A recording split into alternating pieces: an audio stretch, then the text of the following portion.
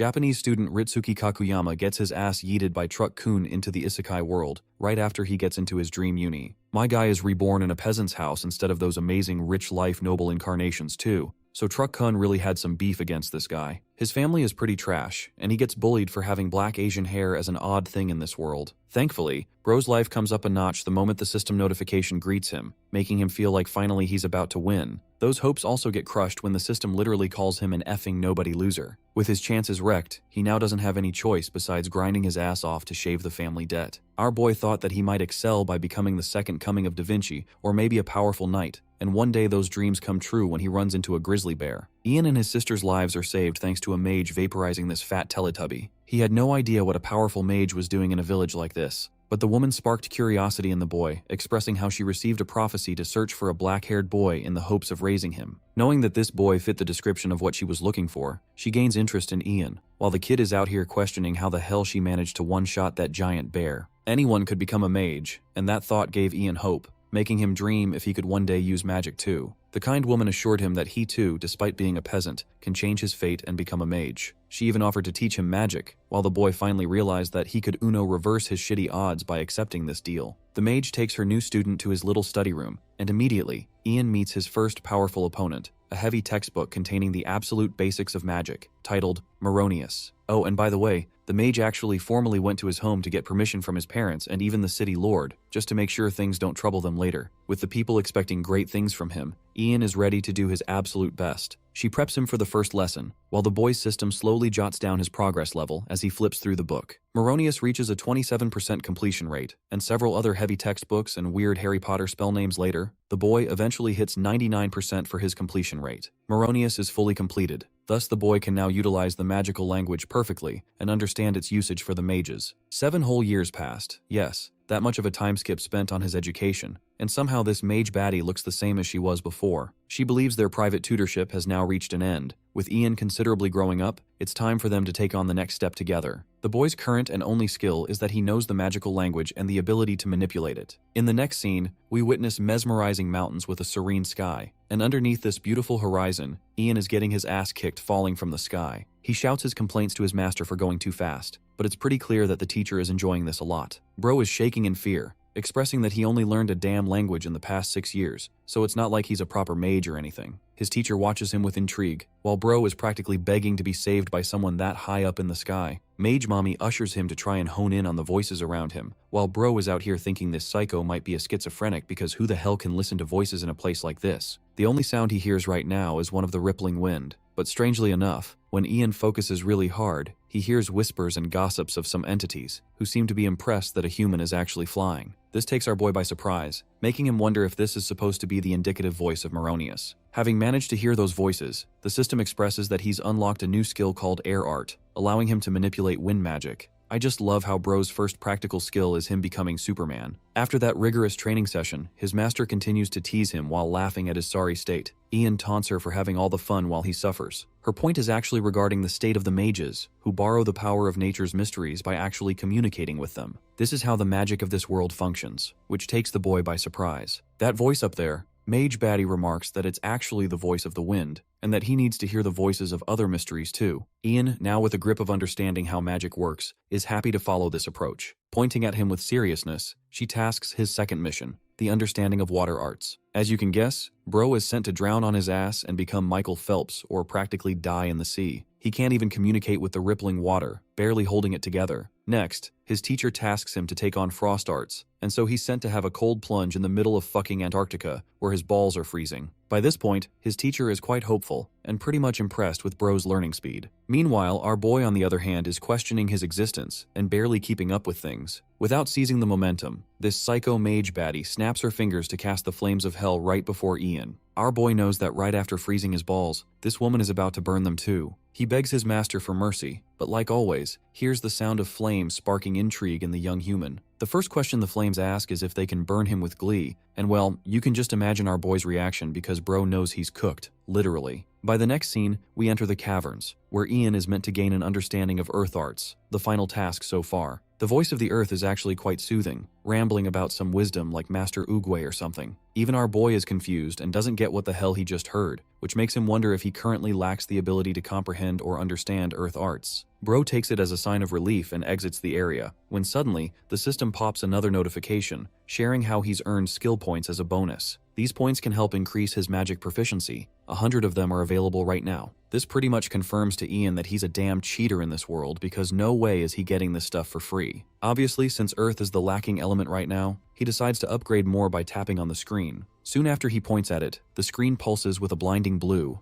At this point, the voice of the earth commands him, expressing that lava sits just underneath, and that if he's not careful, an earthquake could occur and cause this lava to erupt to the surface. Ian now understands what this voice is trying to say. His goal is to just get the hell out of here and confirm to his master that he heard the voice of the mystery. First, Ian commands fire to burn, creating himself light to navigate things. This time, a different voice shrieks in pain, expressing its anger for the light. Ian tries to strike a chat with it, questioning if this is also the voice of the earth. However, this element is different. It's not an element that his own master told him about. Because you see, the only thing that truly hates light is the voice of darkness. And that is what this mystery is. Ian is startled. While outside, his master is looking into her schedule, realizing that she might have to attend an upcoming pyromancer conference. Out comes her student with haste. She congratulates Ian for succeeding at last, while he shares another exciting news of having made contact with the shadows of darkness. This revelation actually leaves Mage Baddie's jaw wide open, because clearly she didn't anticipate him connecting with the dark. It makes her question if he truly made contact with such a cowardly mystery, and her silence brings Ian concern. She addresses the boy, sharing that they need to make their descent down the mountain. The boy is happy to do that, curious where their next adventure will be. But it seems that Ian has misunderstood her words, because you see, his master means something completely different. She declares that they will officially be parting ways from here. Pointing to her left, she suggests that he head to the Chronoleak, where he will soon attend the Space-Time Sorcerer Conference, because if he is destined to learn such arts, then he'll also have the fortune of running into a competent space-time sorcerer there too. Bro is baffled, because all of a sudden he's being told to learn a completely new thing relating to space-time. Watching his confusion makes her happy. Eldith reflects that the young boy was born with a natural affinity for discovering mysteries, and based on her gut feeling, she can tell that he'll be capable of wielding the power of space-time too. With that, their contact wraps up.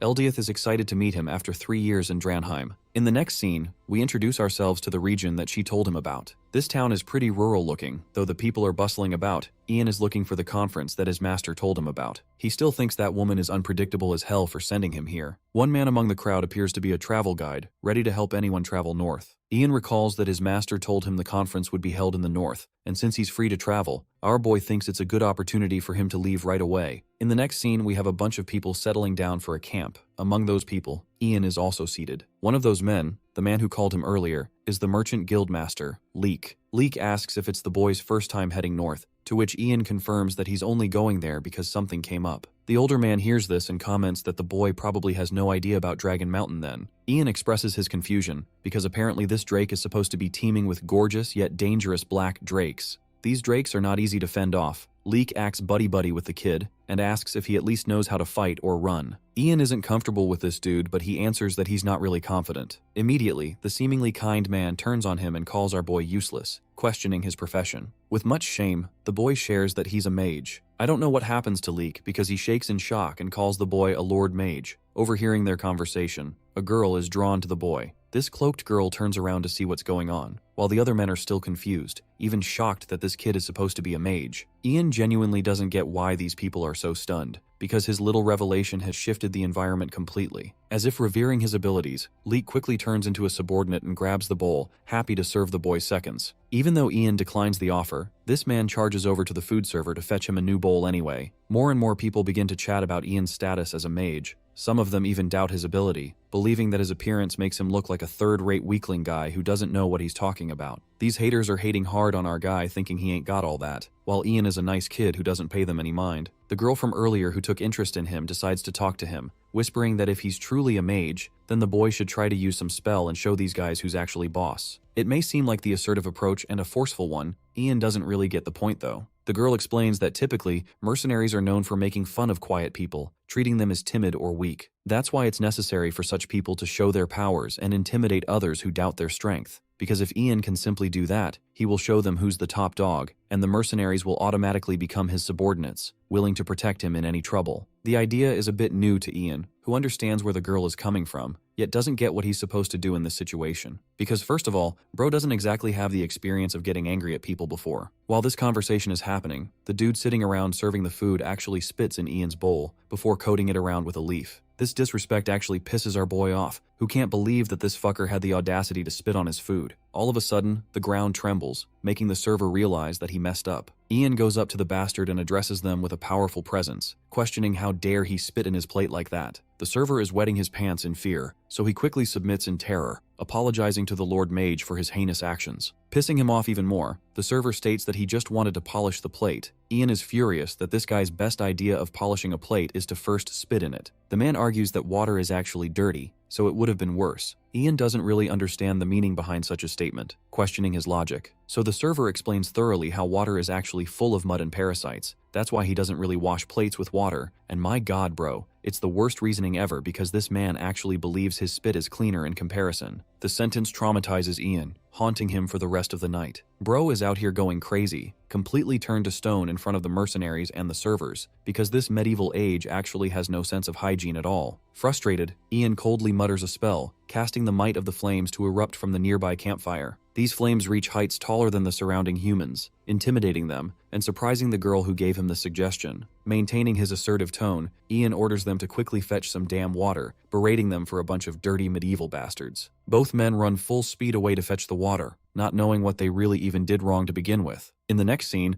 we find the calm night. It appears that everyone is off to sleep, except the mercenaries are on a search for Kathy, the girl they can't find. One horny bastard wants Kathy all to himself, because his medieval 1-inch stick is acting up at 3 a.m. In the distance, he manages to find her, so the horn dog calls out to Kathy, urging her to come to him. Suddenly, the man notices that Kathy is actually knocked out. She's been abducted by a bunch of bandits. The mercenaries shout at the bandits, but their whole macho act fails when one of them is suddenly killed with an arrow piercing his chest. The mercenaries roar their anger for these aggressors to kill one of their comrades. They quickly bolt into action, aiming to fight these guys off and even kill them. The leader of this unknown group treats them like a bunch of small insects, but it's here when Kathy actually wakes up again and starts biting the grab out of this dude's back. The guy is forced to throw her down because he couldn't risk his arm getting chopped off with Goku's secret biting technique. Kathy struggles to run away, while the leader commands his men to quickly chase after the target as she's running away. While all of this is happening, our boy is sleeping in his tent with the same haunting memories, realizing that these medieval assholes actually use spit for cleaning. The commotion outside quickly wakes him up from his nightmare. A mysterious voice calls out to him to get up fast. My guy senses the aura of the surrounding atmosphere, before actually hearing the sounds of the mercenaries running to him. Leek is the first among them, calling out to the Lord Mage and explaining that they're in deep trouble. In the next scene, our boy reaches the fight zone, where these mercenaries are battling it out against the bandits. The leader is actually the strongest one of them, cutting the mercenaries with his sword like it's no big deal. In fact, he wants all his men to cut these guys down without mercy, and then also search for the missing woman. Kathy, their target, is currently hiding behind the tree nearby. She shrinks in horror, not knowing what she should do, because at the current rate of things, she'll be caught in no time. While she's hiding about, one guy actually comes up to expose her location, confirming her worst horrors of being found. With a blade to her face, the guy threatens to chop off her arm if she doesn't quickly get on her feet. Kathy, terrified, sulks in horror knowing that her life is now over. Before she could even stand, this merciless scumbag raises his sword to cut her down. But at that exact moment, something hits him with enough striking force that even the ground ruptures underneath from the impact. Kathy is speechless. While her savior stands right behind her, Ian casted his spell and arrives at the right moment. She looks at him with wonder, while he grabs her hand and instructs the girl to stay close to him. His confidence comforts her, while the rest of the group also bands together like a train and stands behind the Lord Mage. It looks funny, but it's actually methodical, because Ian has a spell. He chants open, like Sukuna's furnace technique, but instead of fire, this man gathers the might of darkness and lightning focused into one sphere. The surrounding mercenaries as well as the bandits take notice of this spell, and in mere moments the entire region is shrouded in black. Not being able to see a thing, they worriedly cast their torches, but besides that small inference of light, nothing is visible. These guys start bumping into each other in the dark as if the power went out.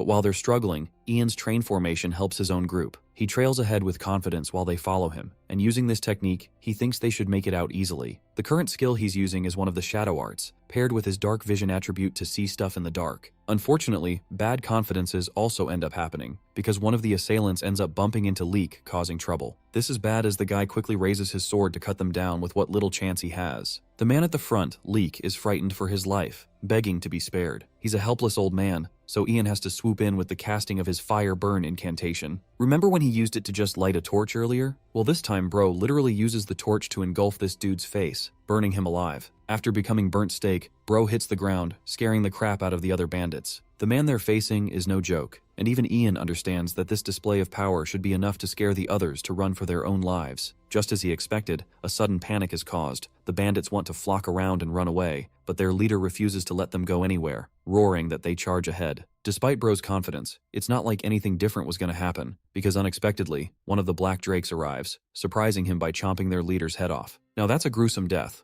one that instills the fear of death in the remaining party members. But that's not all. Even our boy is terrified, because the situation has gotten much more complicated with the arrival of this flesh-eating behemoth. The curious beast playfully stares at the other humans while chomping down one of their own, like a predator who has found an entire group of prey to devour. The remaining bandits run off afraid, but fear runs wild in Ian's party too. Leek stutters, pointing the mage's attention to the Drake. Despite our boy's competence as a mage, he doesn't have the experience of dealing with someone as powerful as this Drake. Even Ian understands that they're headed towards total destruction, while the system remarks that they're facing an encounter with one of the primordial mysteries. This helps him automatically unlock a new skill called summoning, allowing Ian to communicate and summon other life forms. It seems like a convenient ability considering his chances against this monstrous beast, but it also makes our boy wonder if the beast before him is no different than all the mysteries that he already has encountered. They were all different elements, but if he can only communicate with this creature, they might survive. Despite his hesitation, Ian takes his chances and calls out to the Drake, who eyes him down with blood trickling down his mouth. Leek and the others genuinely think they're about to get sent to hell even with Ian protecting them, while the mage patiently stares down at the beast who growls before him in an effort to intimidate the human. Mustering some confidence in his ability, Ian continues to communicate, knowing that all this time, none of the mysteries ever dared to betray his efforts. The mage introduces himself, but in the most corniest way imaginable, expressing that he's a friend of the Drake. Yup, it seems that he must have learned Talk no Jutsu from Naruto during his 7-year time skip too. Anyway, the Drake is baffled and so is Bro's party. Ian literally holds a sign up in his head to explain that friends are not supposed to fight each other. But I think Bro is forgetting the fact that this thing literally chomped down a dude fresh in its mouth. The creature growls back, making the others question what it's saying to the mage. Ian's face displays confidence, but the freaking hilarious part is that not even he understands what this thing is trying to tell him, so he's just as lost as the others. Right now, he's got absolutely no chance at communication, so he spends the remaining points buffing his skills, dumping all of them into his summoning stats with the chance of communication. After increasing his summoning stat, our boy can finally understand the Drake's language, which gives him a chance to speak to him. Ian confirms once more if it's true by calling out to the Drake, but in his attempt, he infuriates the beast, causing him to roar in his face for wasting his time.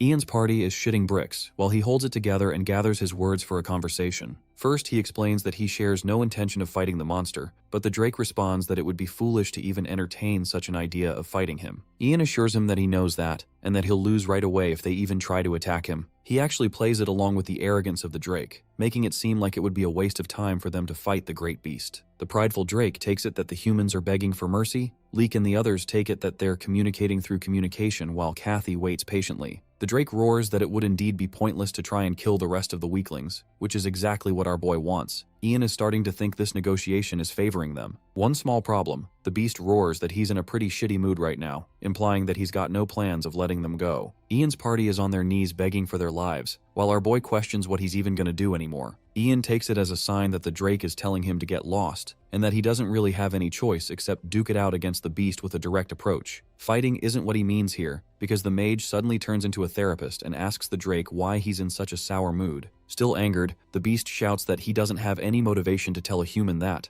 Ian counters that he wants to offer some assistance to help alleviate Drake's mood. His offer appears arrogant to the creature, who thinks that it's pointless for a human who can't even do anything. In response, the mage mutters a bunch of words in the magical language, casting the water to soar up and sprinkle around. The sight appears strange to the party, even stranger to the beast, while Ian surrounds himself with mystical aura. Intrigued with this sudden display of magic, the beast now takes full interest in the boy. Ian emphasizes that he's nothing more than a humble mage trying to communicate with the mysteries of the world. That's why he just wants to help the Drake with whatever he can do. Seeing that the beast hasn't yet anything to say in anger, Ian knows that he's in the zone. The next step is where the real negotiation actually begins. We cut to the next scene. Midnight falls upon them. The bloodlust of the Drake is no more, and he's more open for a talk. Our boy is just happy that he managed to delay immediate death for him and the rest of his friends. But the real issue comes in the form of fulfilling the requirements. Ian figures his options, understanding that the Drake has all the leverage here, which means the mage has to be the one to make simple demands. A sudden memory of his master plagues his memory. She once told him that the mastery of magic is straight up impossible without a mastery of communication. It's the same reason why building a relationship with the mysteries is essential. Friends or not, every mystery contains its own kind of nature, their temperament. The job of a mage is to identify and empathize with such natures, going along the hearts of the mysteries. In other words, Ian learned that social navigation is a critical skill for a mage, and in a life-threatening situation like this, he has the perfect opportunity to prove himself as someone who can swindle a Drake out of a murderous mood. In order to achieve this goal, he calls for the skill window first. The system shows him a skill called Expert Summoning Management, which is basically everything our boy needs for the current trouble. Normally, this may seem like the quickest choice, but our boy takes his time and finds it really strange that the skill involves feeding the Drake some high-quality liquor. Ian is sweating bullets the more he reads this damn system's notes, because the next step requires glazing the shit out of the mysteries he's talking to. Long story short, the most helpful advice bro got from the system is to just use alcohol and become one of those simps that glaze e-thoughts on Twitter. Ian submits in defeat, realizing that this kind of task is impossible for a loner like him, while even the Drake is left questioning what the hell this dude is trying to do. Strengthening his resolve, our boy thinks that he should start off by reaching the creature's heart, as it's the only way for him to make any progress. Ian addresses the Drake, expressing that he's actually prepared a mighty gift for the glorious beast. Curious about the gift, the beast desires that he bring it forth at once. Next, Ian calls Leek, who is startled by the sudden command. Bro quickly tells this old fart to fetch the strongest liquor they have right this moment. Moments later, the man returns with the most exquisite and premium-looking box of liquor, presenting it before the Drake. The monster doesn't exactly get the purpose of this gift. Even Ian is internalizing his anger, pissed off that this monster is so ungrateful. But on the outside, my guy plays it cool and explains that it's a very precious gift in the human world. Pouring the beast a huge cup, he presents it to the monster. The Drake smells it at first, finding it a peculiar scent. The beast erupts with anger, questioning if this man is about to pull some kind of fishy 3000 IQ move on him to betray the monster. Ian's party is frightened, but my man continues with his poker face and assures the Drake that no fishy business is going on. To prove his words, my guy chugs down the whole mug without any problems. Even his party is a little shocked that he went ahead and did all that. Ian shakes it off, acting like nothing happened, but deep down, he's stunned with how strong this thing is. The Drake is a little upset that the liquor smells pretty bad, so it plugs its nose to avoid it. The mage assures him that it'll help him feel better if he just let it give it a try. The monster stares it down. The tiny little mug surely couldn't do anything to him. With forwardness, it lets its tongue out to get a small taste, while Ian's party prays for their good. Suddenly, the Drake turns into a squirming little girl. Clearly, he didn't expect such an outcome, and though he doesn't find the taste pleasant, for a wild beast like him, the substance feels addicting. Finding that perfect lead, Ian shares that the beast should try this other one too. So the night goes by and this thing is literally drunk as hell swallowing so much liquor. The Drake is in a giddy mood and has found a new addiction to liquor, but our boy's questioning how the hell this bastard is still alive after drinking 7 whole barrels down the drain. Ian and Drake have become besties, with both of them discovering how heavy of a drinker this beast is. Earlier, our boy had planned that he would escape while this big bad lizard was asleep, but that's gonna work anytime soon. Instead, Ian is chugging down the same liquor himself, when suddenly, the Drake calls out the mage for his earlier request to discover why he was in a bad mood. The drunken Drake weeps and gets all teary like a sentimental schoolgirl, confusing our boy. Apparently, the Drake is annoyed that his nest is in a bad location, a harsher location compared to the others. Despite that, his partner told him that she felt at peace, and well, bro's weeping over his girlfriend. Meanwhile, Ian comes out reflecting how in the flying fudge this ugly-looking Drake managed to secure a girlfriend while he doesn't even have one. The creature wallows in pain, expressing how his partner eventually started getting teased by the rest. It made him feel guilty on her behalf, and in his anger, bro broke up with his own girlfriend. It's hilarious because Mr. Tough Guy's roar hilariously wakes up Leek and the others from their sleep,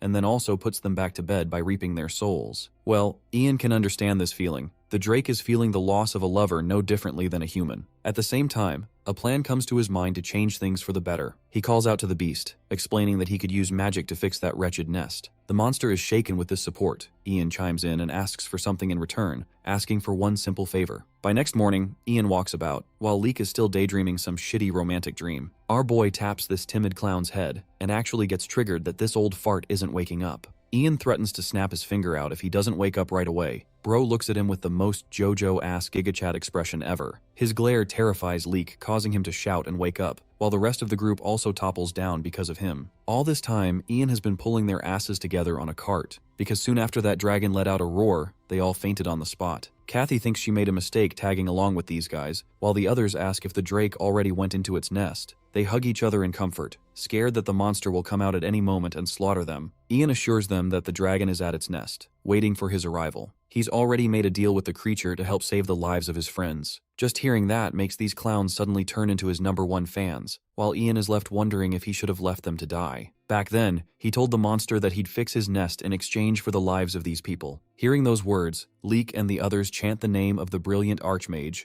honoring him. Our boy doesn't get where this is all coming from, because apparently these guys are under the impression that the mage actually beat up the big bad dragon for them, and after scolding the creature, he sent it back to its nest, before forcing the creature to surrender to his mercy. These losers are ecstatic with a wave of emotion coming over them. They want to serve this man for the rest of their lives. Ian is just annoyed and orders them to be ready to depart without ditching him by the time he's back. They agree to this command, expressing that they're united as one, and soon after, Leek asks them to check on the number of mercenaries they have on them. Kathy notices this, and for some reason is observant of her surroundings. Let's cut to the part where the dragon takes our boy to his nest. It's a rocky little setting. Ian expresses his shock, causing the dragon to jump his ass for acting like it's unsolvable. Our boy clarifies that it's not unfixable at all, it's just that he's sleepy, and bro's stamina is at an all-time low. Ian just wants to quickly get done with things so he doesn't get bogged down later. His objective is to simply push back protruding rocks and create more space here. Focusing himself, he communicates with the calm Earth, who talks back to the human. Ian asks for a favor, and immediately the Earth declines, stating that it's busy.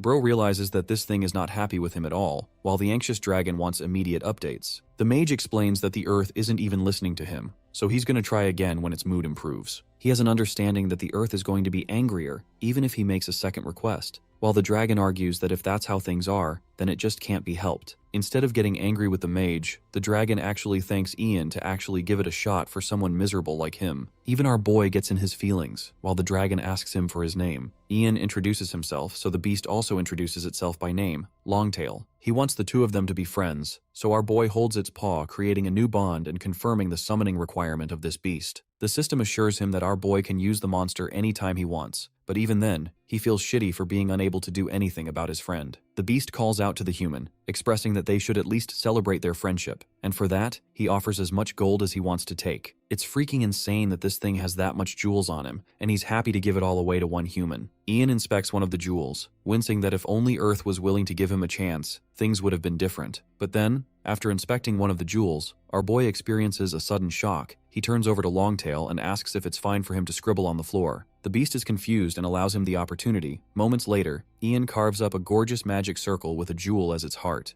This is the same method his master taught him, a method used to convince a mystery by using magic circles. Longtail has no idea what this mage is trying to do, while our boy assures him that this is going to be good. This time, he calls out to the Earth once more, urging her to move the rocks and smoothen the walls for him. Interestingly, the jewel on the circle reacts with a strong light, and indeed the walls start to move in accordance to the desire of the mage. Longtail is blinded by the light, but by the time he gazes back at his nest, it is gorgeously crafted into this divine masterpiece. Ian expresses that it's his return present as a friend, while this little dragon is ready to burst into tears. The lair goes metal as hell and it even smells amazing. Longtail questions if this too is the beauty of magic and holds the human hand. This time, the dragon won't have any shame presenting his new lair to his girlfriend, and even the children they'll have will feel safe. Ian didn't ask for the extra information, but he's happy to help, except a reverse effect of his technique fires back on him. His body shivers and he experiences a sudden headache, and before he can comprehend what's going on, the mage quickly faints before the dragon after bleeding from his nose. In other words, my guy fried his own brain for this technique, and he doesn't even have a reversed curse technique to heal his brain like Gojo Satoru. Panicking, the dragon comforts his buddy, who is still gasping heavy breaths. The beast has no idea what to do, when suddenly Kathy roars for her friend and comes rushing towards him. The dragon is a little confused while she's frightened for her life, thinking that he's about to eat her. She stops dead in her tracks, while the dragon looks at her with the glare of death.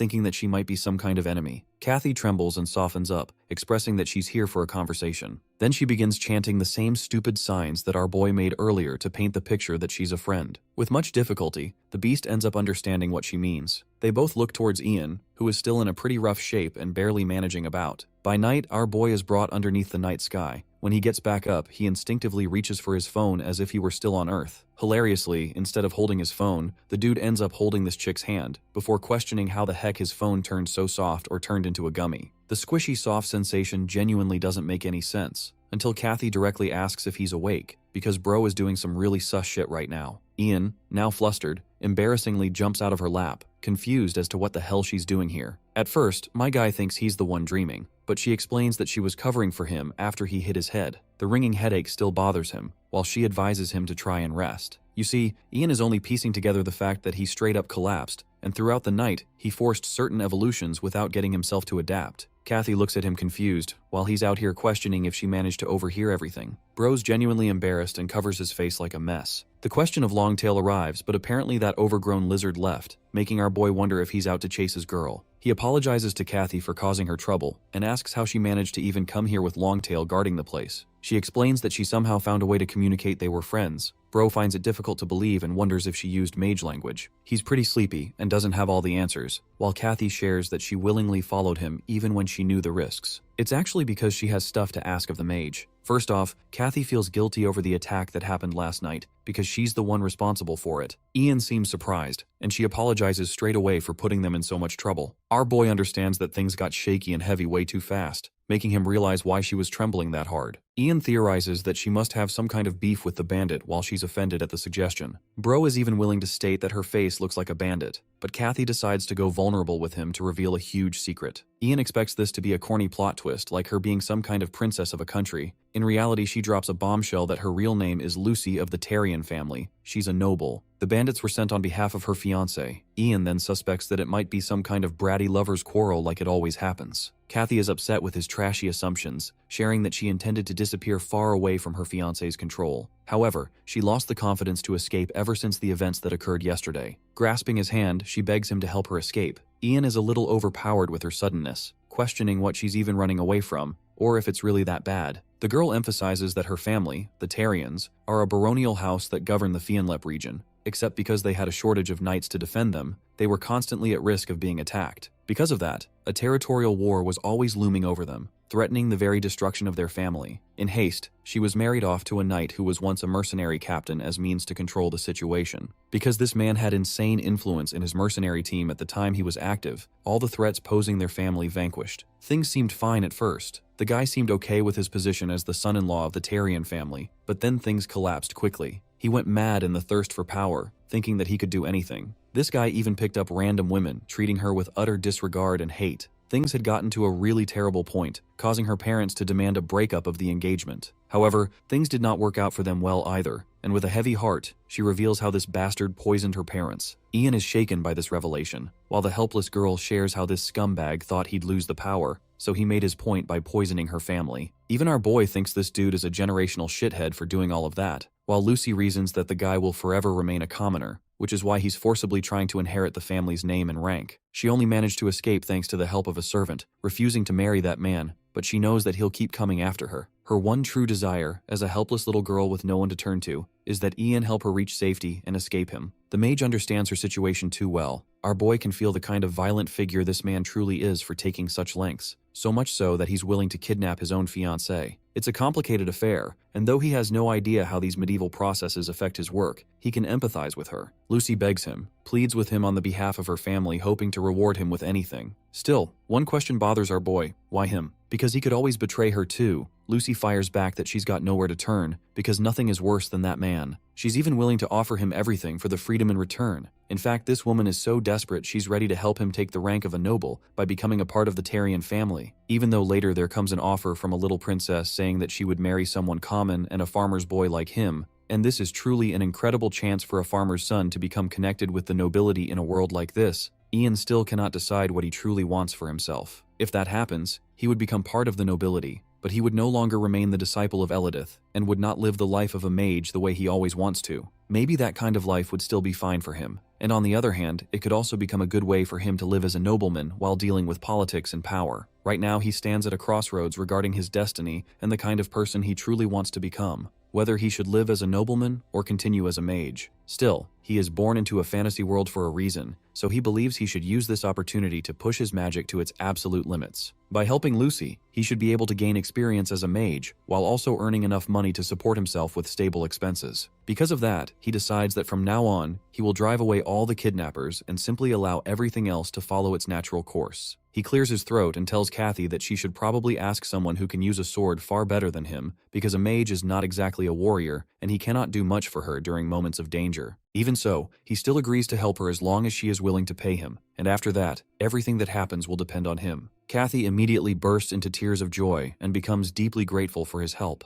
She throws her arms around Ian, and Ian feels a wave of sympathy for her as he quietly allows her to cry her heart out against him. Meanwhile, Drake is lazily sunbathing when Ian and Kathy finally step out of his cave. Drake instantly becomes excited when he sees his friend again, and he happily tells Ian that he looks good. Ian responds by saying that they are heading down the mountain because everyone is waiting for them below. Hearing this, Drake says that both of them should climb onto his back because he will take them there himself. Ian jumps onto him without even hesitating, but Kathy remains nervous and uncertain for a moment. Drake then calls her Ian's girlfriend and tells her to climb on as well, but Kathy completely misunderstands his words and immediately begins trembling in embarrassment, while Ian quickly explains that things are not like that and that the two of them are not together. Drake still does not seem convinced because to him they honestly look like a cute couple. Kathy remains confused by the entire situation, but Ian tries to calm her confusion and asks her to climb on behind him. Seeing Ian in that moment looking nothing less than a true hero, she finally decides to trust him. She climbs onto Drake and wraps her arms tightly around Ian. At the same time, the merchants are arguing among themselves while speaking to Leek. Some of them insist that they should pack their belongings and leave immediately, because they believe the dragon must have already killed Ian by now, and staying any longer would only put them in danger. However, the merchants are divided, and both sides keep arguing over completely different choices. One side wants to stay and wait for the powerful mage, while the other side desperately wants to leave and head somewhere safe.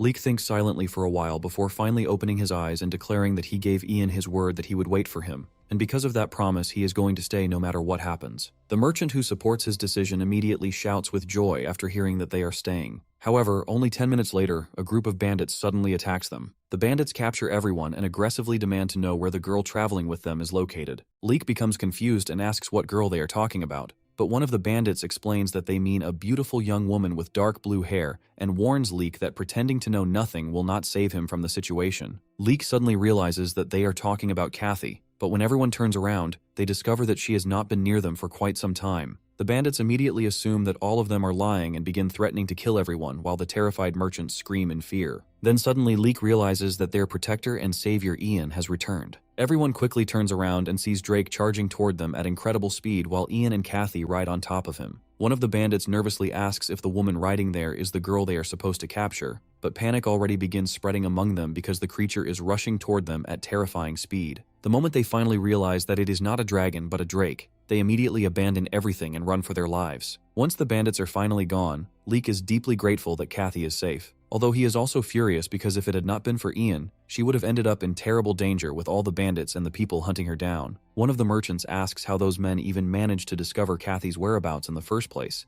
but that mystery has to wait for another time because none of them understand how the pursuers began tracking her the moment they arrived. None of them can understand how people who follow the same heavenly god church can be so cruel either. Hearing the church's name makes Ian pause because he has not heard it in ages, yet he knows it is one of the great religions of the world, and its doctrine strictly forbids enslaving fellow believers. Even so, human traffickers and criminals have ignored those commandments for years and continued selling and exploiting people anyway. More importantly, even after witnessing a mage and seeing Drake with their own eyes, those bandits still refuse to abandon their pursuit of Lucy. Ian realizes that he is dealing with desperate and stubborn people who are willing to risk everything for money, and that thought unsettles him because at this rate, they will eventually track Lucy down for sure. That possibility terrifies him because he knows he cannot handle a large group of enemies all at once. Because of that, he asks Drake for a favor, and Drake instantly agrees without hesitation. Ian asks him to drive away the men from earlier, and if necessary, even kill them. Drake's eyes sparkle with mischief the moment he hears that, because he is eager to do anything for his new friend. Without wasting another second, he rushes off to deal with the pursuers. Ian understands that killing people is terrible, yet this is a medieval fantasy world where killing and being killed are parts of everyday life. and if he wants to survive in this world, then he has to adapt to it as well. Suddenly his head begins spinning again because he once more overuses the Moronius language. Kathy immediately rushes to his side and grabs him before he can collapse onto the ground, begging him not to push himself so hard. Leek notices the scene instantly, and his eyes practically sparkle with mischief as he starts teasing them and asking whether they are dating. Both Ian and Kathy react with complete horror at the idea, which only makes Leek grin even wider. Soon after that, they continue their journey once again. And during the trip, Ian repeatedly receives notifications informing him that Drake has eliminated another human. By the end, he receives 11 separate notifications in total. He admits to himself that it is surprisingly convenient that the magic automatically reports back to him, although it frustrates him that he cannot openly summon Drake in front of everyone else. Suddenly, Drake contacts him through telepathy and announces proudly that he has driven away every suspicious person he could find. Ian thanks him sincerely for protecting them, but Drake simply replies that he only did what would make his friend happy. Then Drake asks whether Ian is truly leaving because he hates saying goodbye, though he admits that this is farewell for now. Ian understands that Drake cannot leave the mountain range, and that realization saddens him because it means they may not see each other again for a long time. Drake thanks him once more for everything he has done, but before ending their conversation, he suddenly brings up the mystery of the Phoenix. Naturally, Ian becomes interested immediately. Eventually, they arrive at the Riverville, and Ian keeps thinking about Drake's words regarding the Phoenix. Rumors claim that an ice phoenix lives somewhere within the northern mountains, and Ian feels an intense urge to see it for himself. According to legend, a phoenix is a creature that never truly disappears after death and possesses the ability to change through every attribute, including fire, ice, wind, and even stone. It is known as a monster with extraordinary adaptability to any environment, and Ian quietly wonders if it might somehow be possible to create one. As they reach the gates, Leek and the merchants announce that they intend to meet the lord of the village and ask Ian and Kathy whether they would like to accompany them. Ian immediately decides against it because if Lucy wants to escape safely, then staying away from powerful nobles and high-ranking officials is probably the smartest option. Because of that, he says that the two of them plan to rest at an inn before continuing their travels. Instantly, the merchants begin teasing Ian and Kathy again, and this time Kathy happily plays along by claiming that she is exhausted as well. She even clings to Ian in such a convincing way that Leek immediately starts shipping them once more and nearly blushes from excitement. After separating from the merchants, Kathy admits that pretending to be with Ian has made things much easier because it keeps annoying people from bothering her, although Ian is far less enthusiastic about the arrangement. He then asks why she behaves so politely toward commoners when he himself is nothing more than a farmer's son. Kathy replies honestly that she admires him now and sees no reason to treat him poorly. Ian thinks about her words for a moment and realizes that he also wants to remain approachable and kind no matter what happens, while Kathy silently admires how naturally polite Ian is and wishes she could become more like him. Ian then asks what her plans are moving forward, and Kathy explains that she intends to seek out Count Katina. Apparently, the Count is her uncle from her mother's side, and she believes that if she explains everything, he will definitely help her. Ian immediately asks whether they were even close, and Kathy admits that they were not exactly distant from each other. Even so, Ian cannot help feeling suspicious, and points out that she should not blindly trust an uncle who was not even especially close to his own sister. Kathy becomes offended immediately and demands to know how Ian could possibly suspect her uncle, insisting that there is nothing in the world he would not do for her. Ian eventually relents and decides that if she trusts him that much, then perhaps she is right after all. The moment he agrees, Kathy suddenly shifts into a teasing mood again and jokes that if a mage as impressive as Ian proposed to her, she would gladly marry him and accompany him to the Count as his wife. Ian immediately shuts the idea down and reminds her that their agreement ends the moment they safely reach the Count. Kathy pouts and calls him cruel for rejecting a noblewoman willing to marry him, but Ian casually replies that there are plenty of women in the world besides her. Kathy instantly grows irritated by that answer and storms ahead toward the inn in frustration. When they finally arrive at the inn, Ian hands over a bag of gold to the receptionist and pays for a room and a bath for the night. The amount is more than enough for both of them. The receptionist then casually asks whether the girl will also be taking a bath, but the moment Kathy hears that question, she becomes horrified and hurriedly insists that she is perfectly fine without one. Ian initially assumes she simply dislikes bathing and thinks she is already filthy enough to need one badly, but after a moment, he realizes the truth. Public baths in this medieval world are completely exposed, and Kathy is obviously uncomfortable with the idea of bathing publicly in front of strangers. Understanding her hesitation, Ian simply tells the receptionist that he alone will use the bath. Kathy immediately lets out a relieved sigh. Unfortunately, While this conversation takes place, 3 suspicious people sitting nearby quietly observe Kathy the entire time. Ian notices their stares at once and instantly becomes protective. He quickly tells Kathy to pull her robe tighter because people are watching her too closely, and he does the same himself to avoid attracting further attention. However, by that point, it is already too late because those strangers have clearly fixed their eyes on Kathy and have no intention of forgetting her face now. On the other hand, the men watching Kathy are entertaining disgusting thoughts about her. It is the first time they have ever seen someone as beautiful as her,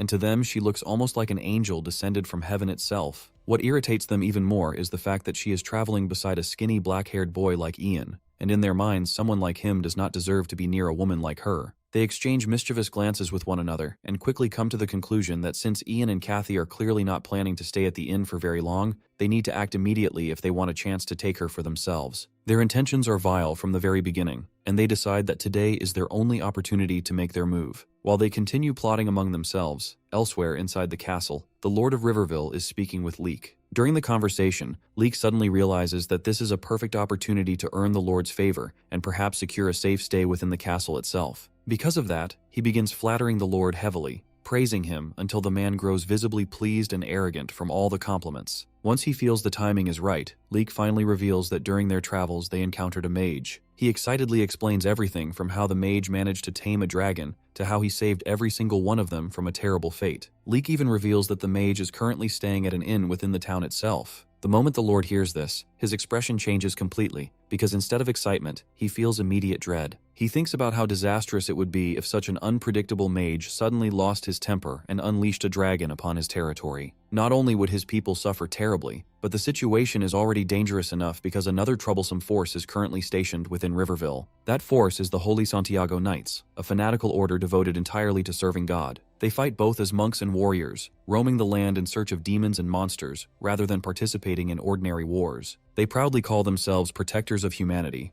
yet the Lord privately considers himself righteous zealots who bring chaos wherever they go. The mere thought of those Santiago Knights crossing paths with a dragon-taming mage terrifies him, because he is certain that if conflict erupts between them, his peaceful little town will be destroyed in the process. Determined to prevent that disaster at all costs, he immediately orders his commanders to prepare a room for Leek, and then commands them to summon the Santiago Knights at once so he can keep both sides separated before anything catastrophic happens. Meanwhile, Ian and Kathy sit together eating breakfast at the inn. After finishing his meal, Ian announces that he plans to take a bath and casually tells Kathy to head upstairs to the second floor once she is done eating. The moment she is left alone, one of the suspicious men sees his chance and quietly follows after her as she walks through the inn by herself. He suddenly approaches her and claims that the black-haired boy sent him to escort her immediately to the docks because there is an urgent matter waiting there. He explains that Ian is currently in the bath and asked him to bring her over as quickly as possible. Kathy, naturally kind and already anxious because of the danger surrounding her, instantly believes him. Her thoughts immediately jump toward the possibility that the bandits have returned to kidnap her again, so she hurriedly follows after the stranger without questioning him further. However, when she catches sight of Ian peacefully bathing, she instantly realizes that something is terribly wrong. Unfortunately, by the time that realization reaches her, it is already too late because someone suddenly throws a cloak over her face. Ian notices the movement immediately, and just as one of the men attempts to attack him, the man suddenly loses his footing and crashes down because of Ian's magic. In that instant, Ian realizes that this situation does not resemble the schemes of Lucy's fiancé at all. This is something entirely different, and worst of all, Kathy is being kidnapped right in front of him. Without hesitation, Ian uses his light magic to create an illusion around himself. He possesses many strange abilities and mysteries that he can draw upon, and for now light is the easiest one to use. Yet at that very moment, something unexpected happens. Shadows begin creeping toward him as if alive, almost inviting him to play alongside them. When Ian opens his eyes again, he suddenly realizes that darkness itself has become his new ally. Instantly, he gathers the shadows around him and unleashes them upon the kidnappers. Darkness pours from his eyes as the shadows engulf the men completely. However, before he can continue, he notices that reinforcements are arriving nearby, and he cannot believe that common criminals would possess such organized backup. As he violently demands to know where they took Kathy, the terrified man admits that he genuinely does not know. Suddenly, Ian feels the cold edge of a sword pressed against his back. A stern voice orders him to stand aside while another man questions him about the darkness from earlier and asks whether Ian was the one controlling it. At that moment, Ian realizes exactly who has arrived, because standing behind him are the warriors of the Holy Santiago Knights. Ian confirms without hesitation that he is indeed the mage who summoned the darkness. Although while speaking he cannot stop thinking about the terrifying old man standing before him, because the sheer bloodlust radiating from him is overwhelming. The criminal immediately begins begging the knights to save him and shamelessly lies that the mage suddenly tried to kill him for no reason at all. Ian stares at him in disbelief, unable to comprehend how casually the man twists the truth. The old knight narrows his eyes and re-Dietrichs that if Ian truly is a mage, then such murderous intent is entirely believable. Hearing that instantly irritates Ian, but the old man continues speaking and claims that mages are all the same because they possess dangerous bloodlust and believe they can do whatever they please without consequences. Ian takes deep offense to those words and anger begins rising inside him. However, before he can respond properly, the old man speaks with such authority that Ian realizes something important about this world. Here, having a foul mouth and overwhelming presence is often treated as proof of strength and skill. Even so, another knight suddenly steps forward and declares that regardless of Ian's abilities,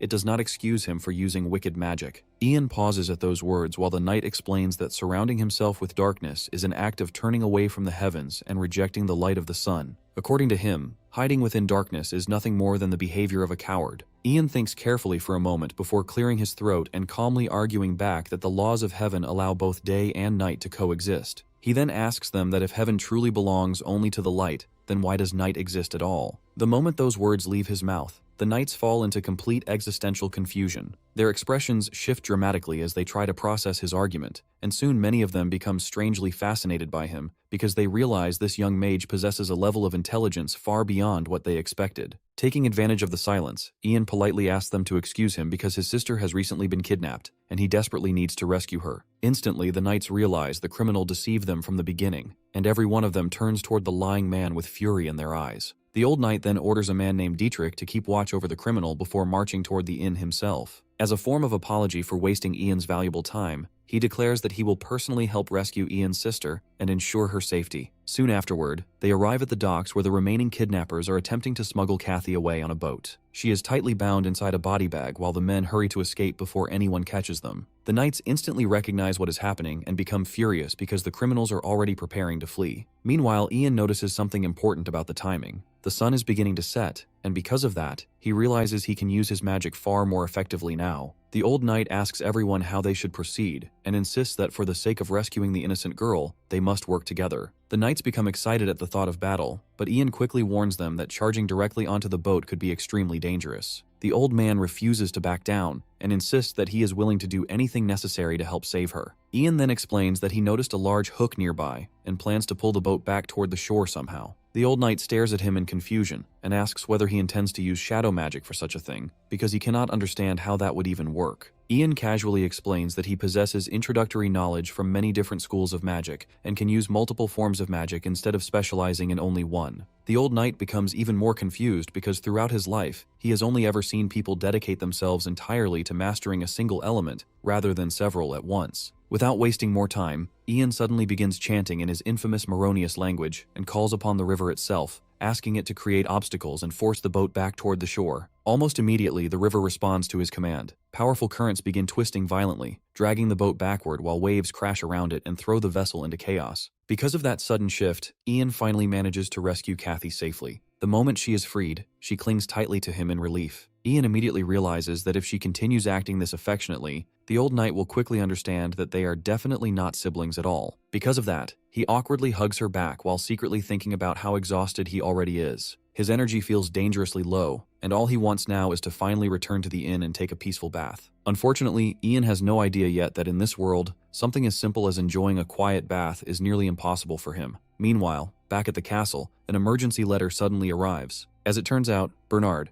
the eldest son of Riverville, along with Hansen, the knight of Riverville, are already rushing toward Ian's location. Both Bernard and Hansen notice the thick smoke rising in the distance and immediately assume that it must be coming from a battle. At once they begin worrying that the Lord's fears may actually be coming true, and that the knights and the mage have already started a full-scale conflict within the region. Hansen secretly thinks that this entire situation is already troublesome enough because he has been forced to drag along the sheltered young master the entire time, and after seeing the expression on Bernard's face, he becomes even more convinced that bringing him here was a terrible idea. He is exhausted from constantly babysitting a spoiled child like him. However, when they finally rush toward the source of the smoke, they discover that it is not coming from a battle at all. Instead, the knights are actually assisting Ian while he takes a bath in the open, something that leaves Ian himself extremely uncomfortable and nervous. Bernard and Hansen burst into the scene immediately, and Hansen quickly tells the young master to stop where he is. The moment he realizes that nothing dangerous is happening and that it is literally just a bath, both of them stand there utterly dumbfounded. Neither of them can understand how anyone could casually bathe outside in the open like this. Even so, Bernard remains suspicious and convinces himself that there must be something deeper going on beneath the surface. He begins looking around intensely for any hidden meaning or secret behind the situation. Suddenly, he starts shouting loudly that as the son of the Lord of Riverville, he has every right to receive a complete explanation about everything happening here and demands that someone brief him in full detail. He immediately throws a childish tantrum while Ian watches the entire scene with an increasingly uncomfortable expression. The old knight, whose name is Elder, calmly says that he will explain the situation, but Bernard arrogantly cuts him off and snaps that he was not asking Elder anything because he wanted Ian himself to answer. His disrespect toward Elder is obvious as well. Bernard then proudly introduces himself as the heir of the family before rudely ordering Ian to get out of the bath and show proper respect toward him. Ian immediately realizes that this behavior resembles something Kathy once told him about. In this world, nobles apparently practice a strange tradition known as mage baiting.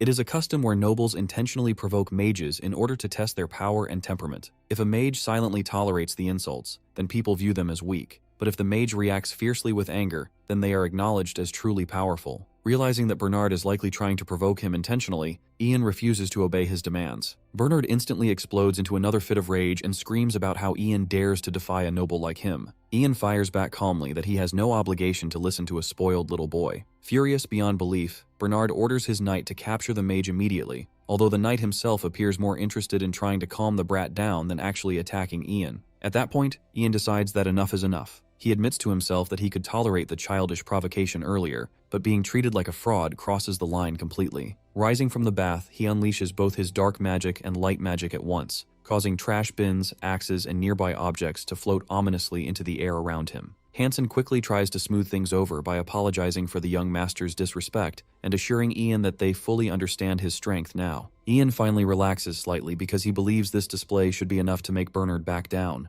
Unfortunately, he is completely wrong because the child immediately erupts into yet another tantrum. This time Ian genuinely begins fearing that the spoiled noble might actually try to have him executed, leaving him with little choice but to cooperate for now. The following day, Ian visits the castle where the Lord of Riverville personally shares tea with him and apologizes for the trouble caused by his son's behavior. Ian politely replies that he should be the one apologizing because he may have taken things too far himself. The Lord then asks whether Ian arrived together with his companion, but Ian explains that she currently has other matters to attend to and remains at the inn for the moment. In reality, he knows that Kathy is staying under the protection of the knights for her own safety. The conversation soon shifts toward Ian's background, and the Lord asks about the name of Ian's master. Ian answers that his master is Lord Elidith, and the Lord of Riverville immediately recognizes the name. He explains that Elidith is known as one of the rising stars of the Academy. Curious, he asks whether Ian's master has ever spoken about the South, where the Magic Academy itself is located. Their discussion then drifts toward politics, as the Lord asks whether Ian plans to travel toward the Principality of Palgar or the Principality of Roxelin. Ian admits that he has no idea what those places even are, causing the Lord to explain that tensions between the two territories have been growing increasingly dangerous lately. Apparently, the Principality of Palgar has begun setting its sights upon Roxelin, and Ian quickly realizes that this likely means war may soon erupt between the nations. The Lord then asks whether Ian himself plans to head south as well, but Ian explains that he is actually traveling east because he is searching for a certain mystery. Hearing this, the Lord decides to offer him a gift. Ian becomes confused when a chest is suddenly placed in front of him. The Lord encourages him to open it, and when Ian does, he discovers a staff resting inside. The Lord explains that the staff once belonged to a renowned aeromancer, and that it is called Wing's Gate. Ian carefully picks it up and instantly notices how perfectly it seems to suit him. Although it looks like nothing more than an ordinary staff on the outside, holding it strangely feels like finally obtaining the perfect prop for a real mage. Even so, he genuinely appreciates the gesture. The Lord explains that this should be considered a token of gratitude for forgiving his son's outrageous behavior. Ian sincerely thanks him and happily accepts the gift. However, the moment he returns from the meeting, he suddenly hears someone desperately screaming his name. Ian instantly becomes alert. Kathy rushes toward him in panic and announces that something terrible has happened. Then she reveals a raven that has become trapped by her. Seeing that it is only a crow, Ian finally calms down and Kathy smiles in relief. The old man explains that a hunter caught the bird earlier that morning and was planning to cook and eat it, but Kathy stopped him and took the crow away before he could do anything. Ian realizes that Kathy is completely serious as she explains that, to her, the bird reminds her of Ian because they both have black hair, and somehow it feels like fate itself brought the crow to them, so she could never allow someone to eat a raven like that. Kathy is practically glowing with excitement while Ian apologizes to the old man for all the trouble she has caused and casually tells them that they should just go ahead and eat it anyway. Hearing this completely crushes Kathy, and she cannot believe how cold he is toward such a helpless creature. While Ian tries to calm her down, the knights are already pleased at the thought of getting an easy lunch out of it. Then suddenly Ian hears a voice begging him to save it. He immediately tells the others to stop for a moment before carefully picking up the raven, only to realize that the creature is desperately pleading for help. Ian begins speaking to the raven and quickly notices that even though the bird cannot understand his words, he can somehow understand the raven perfectly. He realizes that the Maronius language does not work properly here, possibly because the creature lacks enough mystery for the magic to connect completely. He tries concentrating harder, but the raven keeps panicking and repeating itself over and over again until Ian finally snaps and angrily tells it to shut up because he is already going to save it and does not need to hear the same desperate plea 100 more times. The raven instantly goes silent, and Ian thinks that even if the crow cannot understand his language properly, it definitely knows when to read the mood and stay quiet. The knights stare at him in disbelief because the mage is casually speaking to a crow as if it were another human being. Ian explains that the raven is begging him for help, and Kathy becomes overjoyed because now her beloved crow is going to survive. She beams happily and says that she knew from the beginning that the bird was special. Elder comments that the young lady seems capable of sensing mysteries in the same way Ian can, and Kathy becomes even happier hearing herself compared to him. Ian then carefully heals the crow's broken wing, and Kathy happily says that now the injury should recover quickly. After that, she asks what they are going to do with the bird, because if they simply return it to the hunters, it will just end up getting eaten anyway and saving it would have meant nothing. Ian thinks quietly for a moment while looking into the crow's eyes, and the raven once again begs him not to abandon it because the humans around here are terrifying. Even though Ian thinks the creature is unbelievably annoying, he still sighs and places it on his shoulder. Kathy immediately asks if they are really taking it with them, and Ian replies that they are, at least until its wing fully heals. Kathy lights up with excitement and insists that they need to give it a proper name. She throws out several suggestions, but Ian dislikes every single one of them, so eventually he decides on the name Oberon. Kathy immediately loves it, and from that moment onward the crow becomes known as Oberon. The bird proudly declares that they may now bask in the honor of serving him, and Ian instantly thinks that the crow is already becoming far too cheeky for its own good. Kathy then suggests that perhaps they should continue traveling together with the knights, because she has realized it would be much safer than wandering around alone as only the two of them. Ian thinks about her words carefully and realizes that she does have a point because ordinary bandits would never dare attack a group protected by the Knights of Santiago. Still, he wonders whether it would even help them if the knights are not heading toward the same destination. Before he can think any further, Elder walks over and asks why they both look so worried. As he sits beside them, he explains that regardless of how talented Ian may be as a mage, traveling alone with a woman is still extremely dangerous. Because of that, he proposes a deal regarding a dangerous monster that has recently appeared within Count Katina's territory. Elder explains that while traveling there, the knights plan to hunt down a creature known as the manticor, a brutal magical beast infamous for slaughtering humans simply for pleasure. Surprisingly, Ian already recognizes the name and asks whether Elder truly expects his help against something that dangerous. Elder quickly explains that they do not actually want to force him into combat, and would never drag him into danger against his will, although if Ian voluntarily wishes to help them, nobody would stop him. Ian immediately refuses, because he has no intention of risking his life against a horrifying monster like that. However, Elder quickly stops him and clarifies that the real reason they need him is something entirely different. He explains that when the Order announced their intention to hunt the manticor, a priest from Count Katina's territory practically forced a local mage to cooperate with them. Naturally, the mage became deeply offended by this treatment, and now the knights want Ian to smooth things over. Since Ian is also a mage, Elder believes his words would carry far more weight than anything the knights themselves could say. Ian considers the proposal carefully and realizes that it is not actually a terrible arrangement. If all he has to do is calm down one irritated mage, then in exchange they gain protection and escort from an entire knightly order, which could be extremely useful for both him and Kathy. Eventually he accepts the offer. Soon afterward they continue their journey together, and Ian quickly realizes that traveling alongside the Knights of Santiago is surprisingly comfortable. The members of the Order are disciplined men with strong principles, and compared to the chaos he usually experiences, the journey becomes almost stress-free. Still,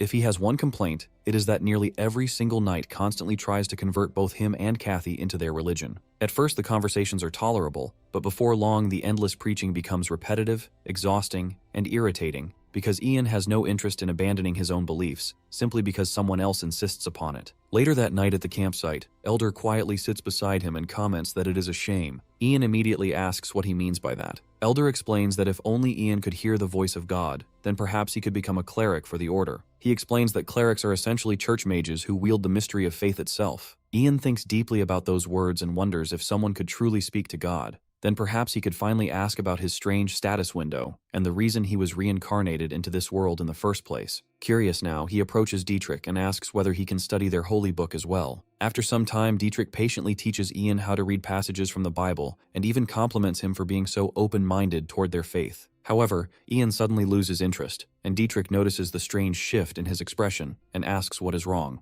Ian replies that Dietrich just complimented him a moment ago, yet instantly Dietrich becomes alarmed and insists that he never said anything at all. Confused, Ian swears that he clearly heard a voice speaking directly to him. That is when he suddenly realizes the voice did not sound human in the slightest. Then another strange voice whispers into his ears, calmly suggesting that perhaps the speaker is not a being that could even be called human at all, and Ian is left completely confused about what exactly is happening to him. Ian realizes that the voice speaking inside his head might actually be the one who brought him here, so he immediately shouts and demands an answer. He keeps piling up questions, asking the supposed creator about the status window and why he was thrown into this world right after he had barely graduated. As his irritation keeps rising, a sudden gust of wind passes through, and just like that it feels as if the mysterious creator has already left without responding. Our guy gets frustrated and starts going off, demanding that she come back and answer him properly. Meanwhile, the Santiago Knights struggle to hold him back as they practically beg him to calm down. A moment later, Ian suddenly gets an idea and quickly flips through the divine book,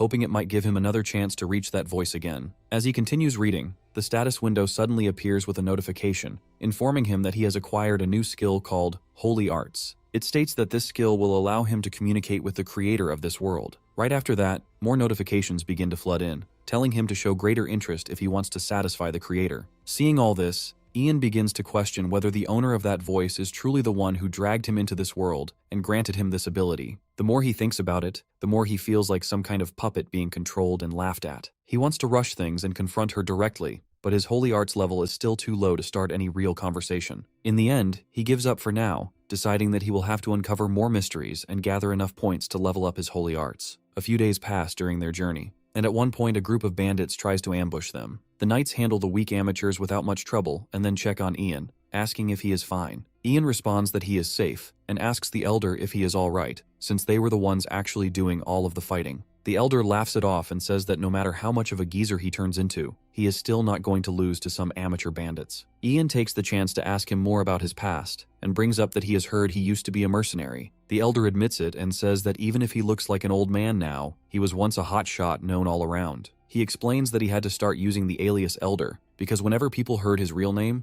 they would come after him just to gain attention and make a name for themselves. Hearing this, Ian starts wondering if the man really was that famous. After the bandits are taken care of, one of the knights reports to the elder and informs him that the road ahead splits into two paths. He explains that the eastern path leads to the Count's castle, while the western path goes toward the manticor area. The old man then tells Ian that the mage he mentioned lives somewhere near the manticor area and points in that direction, asking him to hurry. Ian stops the group for a moment and suggests to Kathy that they should first go meet the mage before heading to the Count's place. Lucy immediately refuses and says she will go alone instead. Ian gets concerned and asks if she will be alright on her own. She smiles and responds that she is not a child, and she is confident that the eastern path will take her straight to her uncle's place. She waves goodbye and leaves without hesitation. Watching her go so casually makes Ian uneasy as he wonders if she will really be fine. He then decides to deal with the mage as quickly as possible so he can check on her before anything goes wrong. The old man asks the boy why his sister left without him, but Ian simply replies that he will catch up to her soon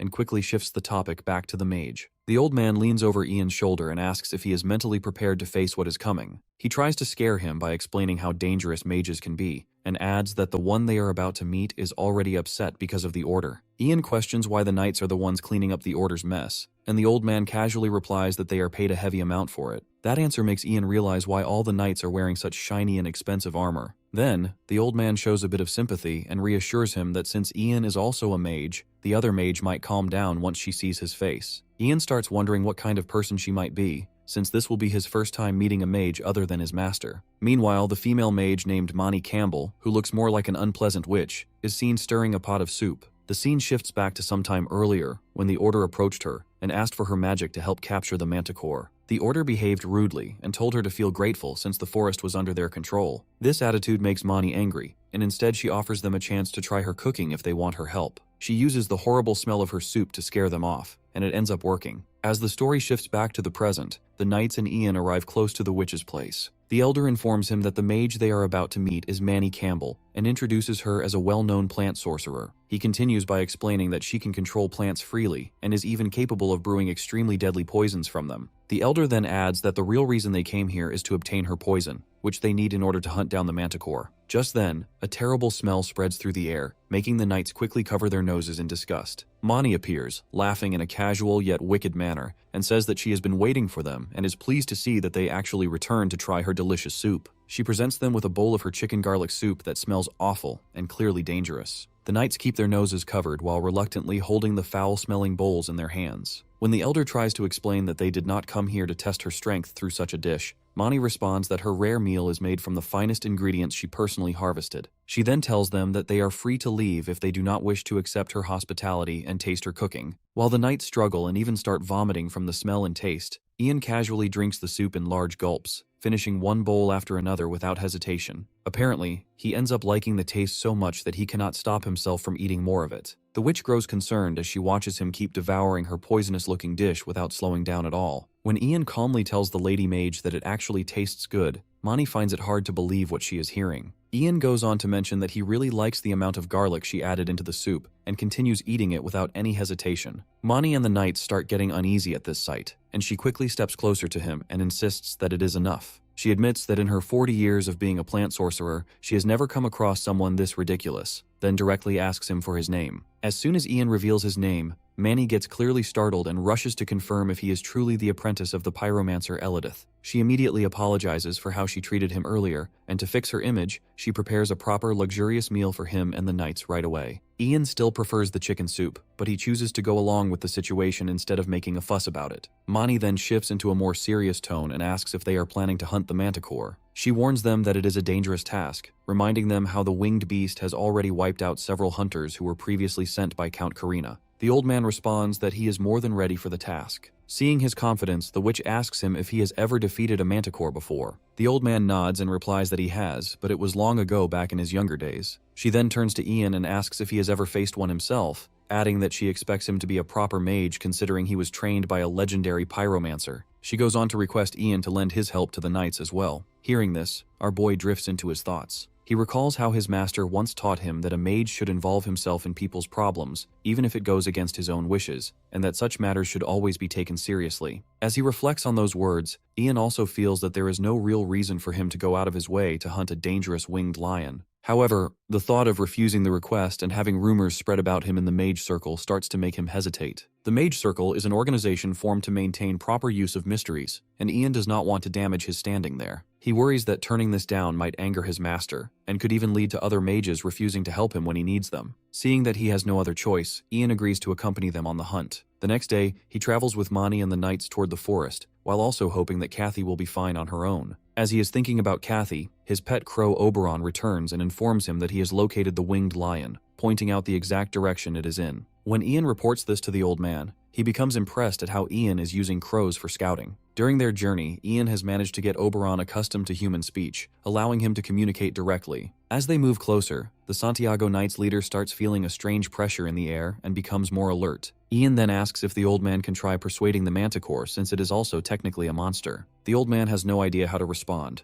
while Mani immediately disagrees and says the winged lion is not something that can be reasoned with easily. She gets slightly panicked and asks what Ian knows about summoning, warning him that she will report him to his master if he actually tries anything like that. Ian briefly wonders if he should at least be getting some kind of praise for his efforts instead. Just then, one of the knights points in a direction and informs them that they have finally encountered the monster. Everyone turns still like statues, not daring to move even a little. Our boy tells the others not to twitch at all and to stay close to him. Just then, Dietrich walks up to the old man and says the poison weapons are ready, handing over several arrows coated in the deadly liquid. The knight leader then orders his men to fire, and a volley of arrows shoots past him. Meanwhile, Ian watches the entire situation unfold without saying a word. As the poison-tipped arrows fly forward, our hero suddenly becomes alert. The projectiles bounce off the monster's skin without leaving even a small mark. He quickly shares this info with the old man, who grabs his head in frustration, while Dietrich asks what they should do next. Just as he is about to order another attack, evil laughter spreads across the area, and the monster finally reveals itself. Poor Oberon looks like he is about to collapse from fear. Ian realizes that now that the monster is right in front of them, there is no time to prepare the poison arrows again. Seeing no other choice, he looks up at the sky and lets out a powerful roar using Moronius. Everyone falls silent while Mani notes that the boy actually managed to pull it off. Even the manticore stops moving, and the two stand facing each other. The monster gets interested that a human can speak his language and says that Ian is not like the others. Forcing himself to stay steady, our boy keeps up a polite tone and introduces himself. However, the monster immediately cuts him off and tells him to shut up and drown in a puddle. Hearing that, Ian drops the polite act and asks what kind of abomination he even is. The manticore seems pleased by the direct response and says that it is more like it. He tells the human to be straightforward and just ask if he wants to know something. Matching that tone, Ian says that he wants the monster's head. The answer makes the creature laugh out loud, saying that he likes him. He then offers the mage a deal, telling him to join forces with him and tear those filthy humans apart. The idea shocks Ian, while the manticore keeps talking about how he will enjoy the taste of human flesh. He tells the boy he can have as many women as he wants, and after he is done, the manticore will eat them too.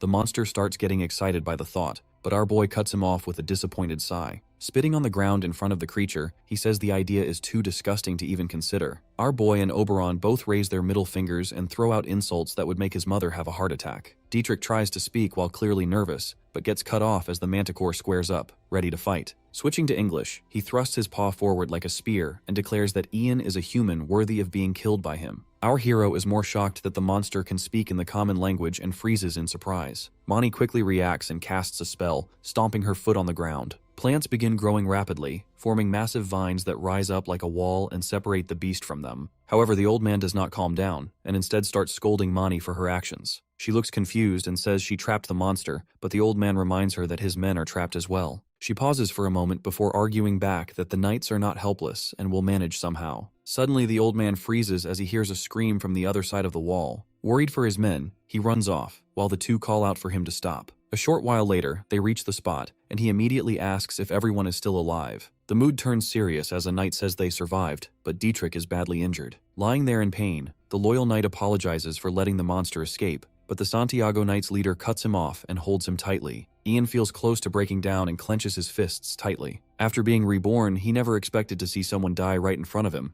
especially someone like Dietrich. Past memories start flashing through his mind as he struggles to accept how real everything feels. It finally becomes clear to him that in this world, monsters and war are normal. The deaths he once only read about in stories are now happening in front of his eyes. Refusing to stand there doing nothing, he adjusts his cloak and walks toward his fallen ally. Kneeling beside him, he asks Dietrich if he remembers what he was taught during Bible study, that if someone truly believes and prays with sincerity, the heavens will find a way. The words bring tears to the knight's eyes as he answers yes. Ian then says they should pray together, as a blue light begins to spread around them. In his mind, he calls out to the heavens, saying that their devoted follower is dying helplessly in front of them and asking if they will do nothing. A voice answers that his call has been heard and offers to do something since Ian asked so nicely. The entire area fills with the blue light, temporarily blinding everyone. The old man calls out to him, but then trails off before he can finish. Meanwhile, our hero lets go of his comrade's hand and looks at his own, unsure of what is happening. The scene then shifts to a bright, ethereal place, where a voice calls out to Dietrich and tells him to wake up. A woman dressed in white extends her hand toward him, which catches him by surprise. The man realizes that this must be the creator he has been praying to all this time. As she comes down and stands before him, she tells him that she is glad to see him here. Dietrich immediately bows his head and feels overwhelmed by what is happening. The Holy Lady tells him that his life's work is not finished yet. He looks confused and repeats her words, trying to understand them. However, the Holy Lady extends her hand again and tells him to spread her message even further and to help those who are in need. Most importantly, she tells the loyal knight that he must help her apostle, Ian. Just then, Dietrich wakes up in the real world to his master calling out his name. He sits up and asks what just happened. Our boy says his name as he walks up to him and asks how it feels to be reborn. The knight immediately starts crying and holds onto Ian's hands tightly. He says that our hero saved him because the creator must have ordered it. Our hero gives a nervous smile and remembers that he was only able to use holy arts because the Holy Lady allowed him to borrow her power. He asks how the knight knew that, and explains that the Holy Lady told him that Dietrich still has much to do in this world. Remembering the words of the great being, the knight shouts in excitement and starts calling Ian a holy apostle. The other knights assume that he might have taken a hit to the head and agree to keep an eye on him for a while. Watching the scene unfold, Mani comments that they seem very cheerful for people who were close to dying just moments ago. Seeing his men back in good condition, the old man asks if they are ready to fight the manticore again. Our hero sends Oberon ahead to scout the area first so they can understand the situation better. The knight leader becomes concerned that something might happen to the bird, but Ian dismisses the worry, leaving him confused. Our hero tells the squad that the manticore is not some run-of-the-mill low-level thug, so they need to be fully prepared to deal with him. The scene then shifts to the manticore, who is busy attacking a nearby town and chasing humans through the streets. A young man is leading his father away from the monster, but the old man suddenly slips and falls to the ground. The son calls out to him, but it is already too late as the manticore moves in for the kill. Before the monster can bite down, the young man grabs a pitchfork and tries to scare him away from his father. He holds the weapon up even though his whole body is shaking badly. The manticore understands that the old man is his father and makes him an offer. He tells the man to kill his own father, and in return, he will spare everyone else in the area. The young man refuses the offer and tells the monster to die. The manticore does not seem bothered by that response at all. He raises his paw high and prepares to slice them apart. The father and son hold on to each other, ready to accept their end.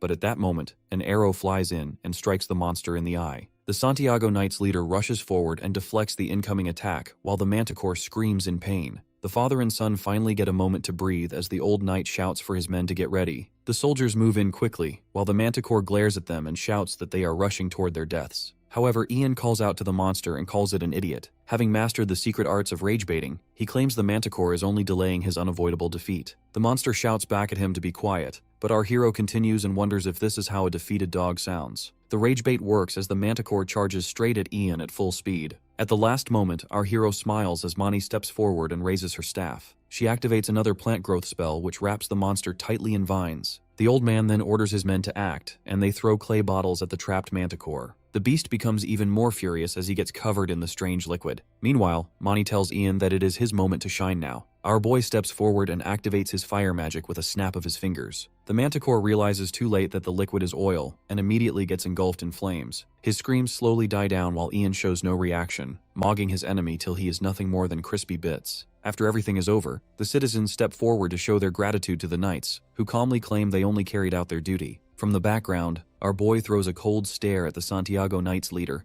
watching the senile old geezer soak in all the praise. Oberon looks at him with innocent eyes and sarcastically asks why his great master is not getting the respect he deserves. He tells the annoying little fluffball to zip it, then wonders if his display of roasting a manticore alive with fire magic actually intimidated the citizens instead. Right then, he is genuinely caught off guard when a young man and his grandfather step forward to thank him for saving their lives. He freezes for a moment, unsure how to react since he never expected anyone to thank him in the first place. A wide smile spreads across the old man's face as he notices that reaction. The knight leader suddenly bows in gratitude to the mighty mage who saved everyone from the big, bad manticore. Ian awkwardly responds that he only followed Mani's commands, so there is no need for him to bow like that. That response surprises the knight leader, who did not expect such humility to match his skills and presence. In his experience, kids like him usually grow up into heroes whose reputations make them seem more noble than actual nobles. Soon after, a group of guards approaches the knights and asks if they are the ones responsible for taking down the beast. Instead of answering directly, the Santiago Knights leader demands that the fools state their identities first. The men apologize and explain that they are guards from the Count's castle. Our boy is surprised when they invite both of them directly to the Count's castle. At the Count's mansion, the knights are welcomed with a banquet worthy of their achievement. Lucy's drunk uncle loudly praises their strong sense of justice, applauding them for fearlessly slaying such a dangerous, unholy beast. The old man grins and casually claims it was nothing special for warriors of their level. His words clearly make the Count a little jealous, wishing he had guards like them protecting his estate. Man ignores the fact that his own guards are standing right there listening. Next, he starts buttering up the witch, promising he will do everything in his power to make sure no priests ever step foot in her forest again. Then his expression suddenly turns serious as he looks at Ian,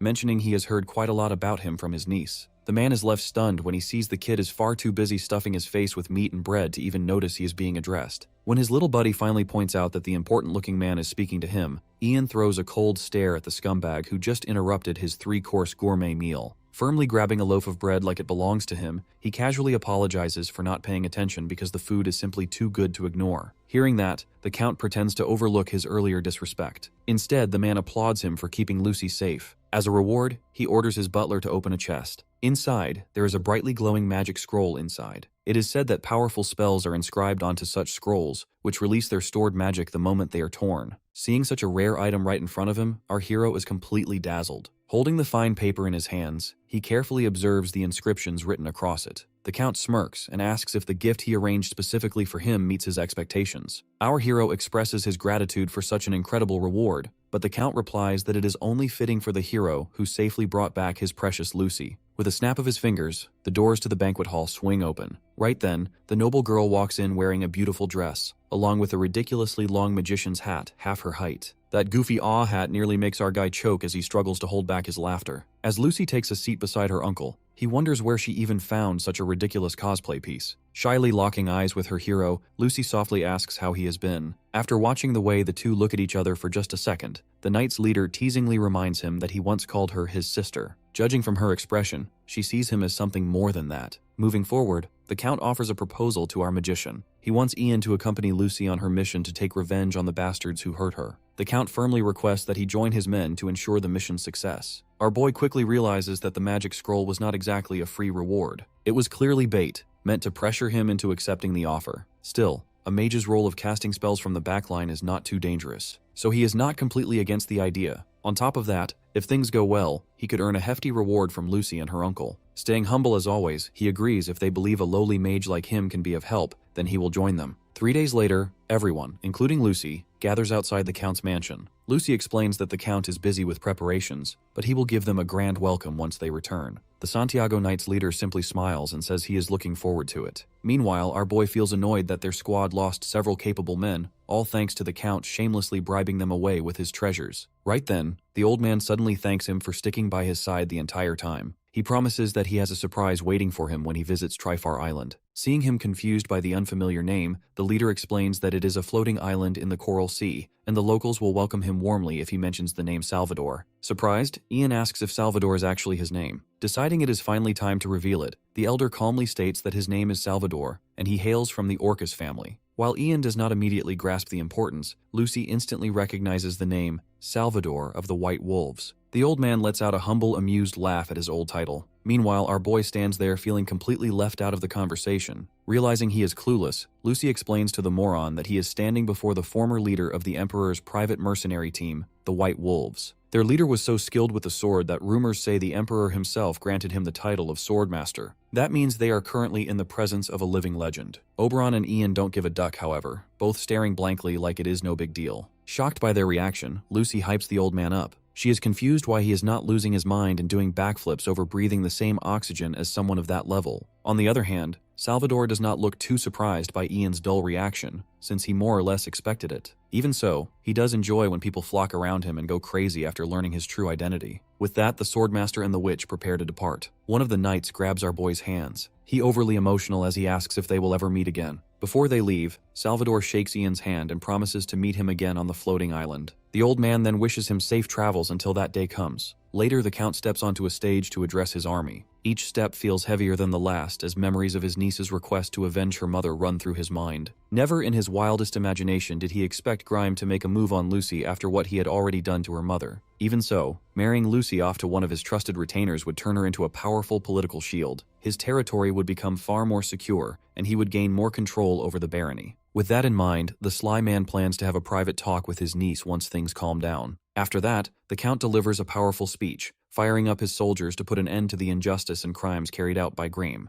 Later that night, the knights set up camp. Some of them, including Lucy, are genuinely confused. They wonder if he hit his head somewhere along the way. Instead of cooking food, he is just sitting there boiling his spoon. The noble girl tries not to judge and wonders if he comes from some poor place where spoons are a delicacy. A few knights in the distance start spreading rumors that the master mage is a crazy who drinks spoon soup. Irritated, our boy tells Lucy that he is disinfecting the spoon. The big word flies straight over Birdbrain's head. He then brushes it off, saying it is too complicated for her to understand anyway. That only makes the knights more curious, thinking he is preparing some mysterious and delicious dish. They end up annoying him even more by asking if they can add their meat into his special soup. After dinner, Lucy admits she has been thinking about something for a while, but she is still unsure. When he asks what she means, she reminds him about the reward she promised earlier. The noble girl looks completely lost when deciding what to give him, saying he is probably tired of receiving gold coins all the time. The broke guy is left speechless, but he lets her continue talking about a reward she believes is truly worthy of someone like him. She shares a legend that says the fairies once gifted the first Baron of Tarion a magic sword. Apparently that fairy fell in love with him after he saved their realm. Lucy is completely enchanted by her ancestor's story, but Ian is not buying that low-tier romance tale at all. He questions why the Tarian family was never granted a higher title than Baron if they possess such a legendary weapon. That instantly cracks her little fantasy,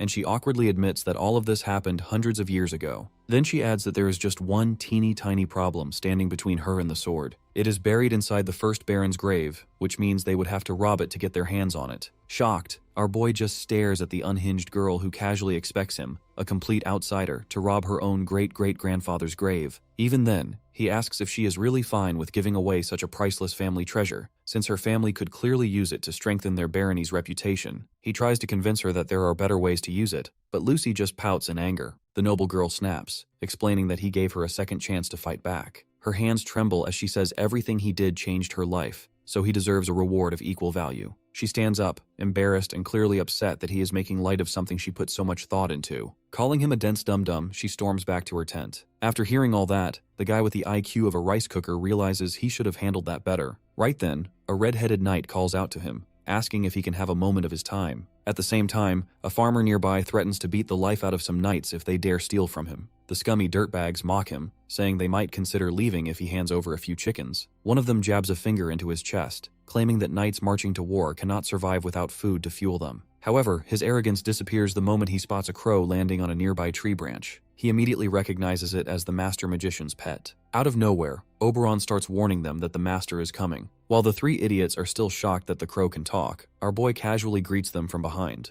The trembling trio slowly turns around with stiff expressions, instantly realizing they are screwed. Our boy coldly asks what the hell they think they are doing. You see, he had a meeting with the Count before they were deployed. The Count's hesitation made him think the request would be something serious. But to his surprise, the man simply asked him for a favor. He needs to deal with his poorly disciplined mercenaries who go around robbing citizens. Our boy is confused, because that sounds more like a job for the knights. The Count lets out a deep sigh and explains that the knights and mercenaries are too close. They are brothers in arms, so they cover up each other's crimes. At first, he let it slide since it kept the mercenaries occupied. But now they have gotten bold, openly stealing, and that too in the territory of his precious niece. He quietly judges the uncle who begged him that night to give them a warning, hoping it would straighten them out. Now standing under his stabbing gaze, the three knights huddle up like conjoined twins. He declares that it is time these stray mutts who dig through trash pay the price for stealing from their own people. The three wets their pants when our master mage says he will cancel their life subscription to set an example. By the next morning, news of his warning spreads everywhere. The mercenaries are so shaken that they refuse to even step outside. His actions makes the Count and his niece happy, relieved that their people can finally feel safe. However, the red-haired knight has bad news. He calls for a direct meeting with the Count to point out a serious flaw in their strategy. The soldier bluntly states that in their current condition, they are nothing more than prey for Grimes' army. Surprised, our boy asks if he really believes that, even with 400 trained soldiers on their side. The knight repeats that they are no longer soldiers, they are harmless prey. He explains that earlier, their men used to pillage Grimes' territories during raids. Their constant looting and oppression would push the citizens to protest against Grime, keeping his forces distracted. But ever since they stopped harassing the civilians under Ian's pressure, the situation has flipped completely. The townsfolk are now calm, there is no unrest, and everything is stable. That means Grime can focus entirely on gathering his forces in the background, putting them at a massive disadvantage. On top of that,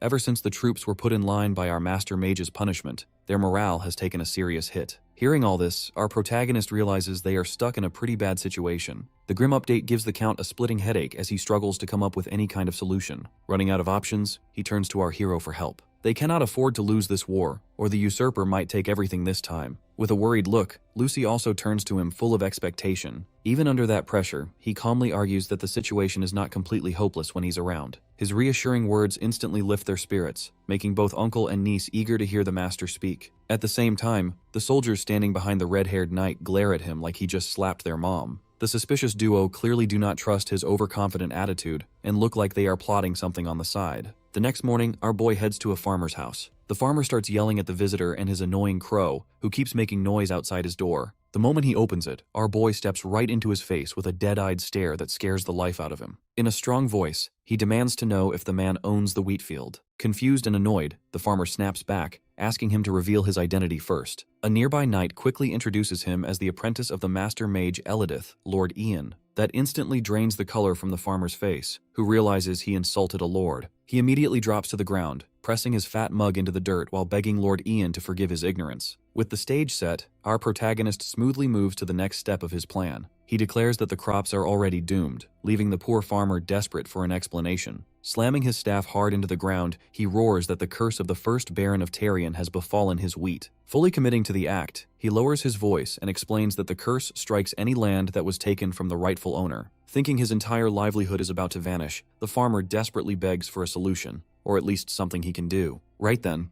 our boy tells him to quiet down. He suddenly acts like he senses something, and his eyes widen in shock like he's receiving a divine DM from heaven. Raising his hands dramatically, he declares that the heavens have revealed the only way to lift the curse. If the rightful heir Lucy Tarion becomes the Baron, the first Baron's anger will finally be put to rest. With that message delivered, he and the knights quickly leave the scene, claiming he has detected another curse nearby. The farmer nearly wets himself as our boy leaves, dropping a final warning that the entire land will turn barren under Grime the Usurper's rule. After repeating that same act a few more times in different places, rumors about the curse spread like wildfire among the people. Soon enough, the common folk begin protesting, demanding that Grime step down and let Lucy take the crown so they can be saved from the so-called curse. At the same time, his galaxy brain strategy also boosts the army's shattered morale. However, some of the more suspicious soldiers on the inside do not look happy about any of this. Later that evening, they take their complaints directly to the Count. Confused by their strange attitude, the Count demands to know what exactly has them so worked up. The soldiers argue that their master mage played dirty by spreading rumors about their homeland being cursed. They claim it is completely unacceptable to serve under a mage who curses their own land. Baffled by these absolute idiots, our boy asks if they are seriously dumb enough to believe nonsense he made up right in front of them. The morons still push back, saying his shady tactics are exactly why they cannot trust him. At that moment, he realizes his plan backfired. The moment he told one lie, they started treating everything he says like another lie. He lets out a tired sigh, already fed up with the brain-dead complaints these clowns keep throwing at him. At the same time, he understands that the knights are the backbone of their army, so they cannot simply be ignored. One look at the Count's troubled face confirms that the man knows he has to meet their demands to keep their trust. Deciding to make things easier for him, our boy takes the initiative and steps forward. If they do not want an untrustworthy mage around, then he has no problem leaving on his own. The knights are left frustrated, clearly not expecting him to make that move. But then he hits them with another blow. He makes it clear that they should not come crawling back to him for help later, because if he walks away now, he is not coming back.